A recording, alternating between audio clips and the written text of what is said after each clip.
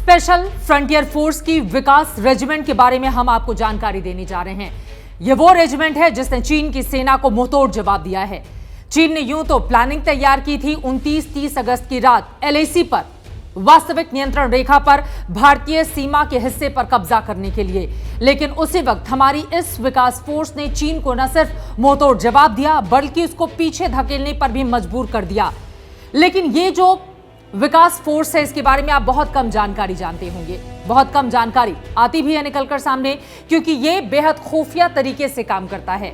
और इसमें जवानों की भर्ती किस तरह से होती है, क्या किसी खास तरह के लोगों को ही इसमें लिया जाता है, एक एक करके इसके बारे में विस्तार से हम आपको जानकारी देने जा रहे हैं। दरअसल ये रेजिमेंट चीन बॉर्डर पर खुफिया मिलिट्री ऑपरेशन को अंजाम देती है और इसमें खासतौर से तिब्बती मूल के लोगों को ही भर्ती किया जाता है माउंटेन वॉरफेयर में, जिन्हें महारत हासिल होती है और बाकायदा इसके लिए उन्हें ट्रेनिंग भी दी जाती है हिंदुस्तान के अलग अलग हिस्सों में, खासतौर से उत्तराखंड में। इस फोर्स का नाम भी शायद आपने पहले कभी नहीं सुना होगा, क्योंकि इसके ऑपरेशंस की तरह ये फोर्स भी इतनी खुफिया है कि भारतीय सेना को भी इसकी मूवमेंट की कोई भनक नहीं होती।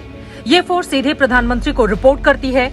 इस फोर्स के जवानों को बहादुरी दिखाने पर सार्वजनिक तौर से सम्मानित भी नहीं किया जाता है, बल्कि पर्दे के पीछे रहकर ही ये बेहद आक्रामक तरीके से दुश्मनों को जवाब देते हैं।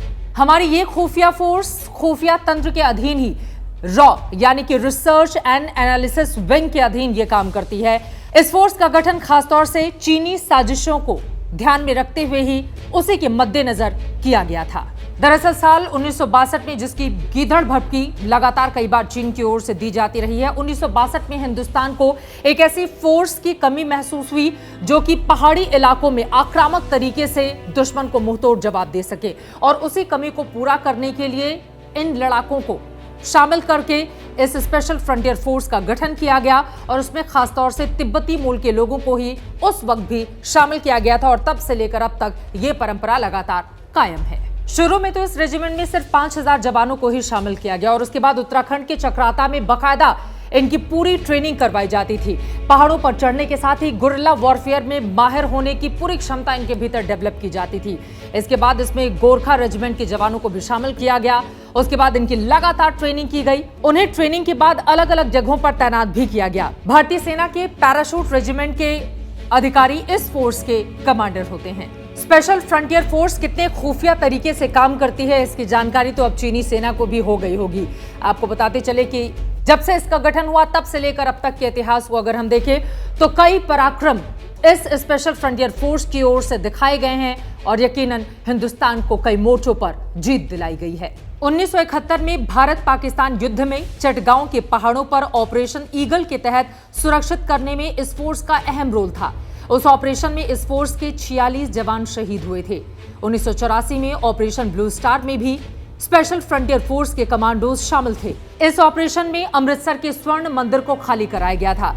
उसके अलावा सियाचिन की बात करें तो यहाँ की चोटियों पर भी भारतीय सेना ने जब ऑपरेशन मेघदूत लॉन्च किया था तो इस स्पेशल फ्रंटियर फोर्स की बेहद अहम भूमिका रही थी। वर्ष 1999 में करगिल युद्ध के दौरान भी स्पेशल फ्रंटियर फोर्स ऑपरेशन विजय का हिस्सा थी। बड़े मिलिट्री ऑपरेशंस को अंजाम देना और गुमनाम रहना, यही इसकी खासियत है और यही इसकी ताकत भी। 29 अगस्त को चीन की सेना को समझ में आ गया होगा कि हिंदुस्तान की ये फोर्स किस तरह से काम करती है और आगे अगर फिर से जरूरत पड़ी तो उसके बाद चीन को इसी फोर्स की ओर से दिया जाएगा मुंहतोड़ जवाब।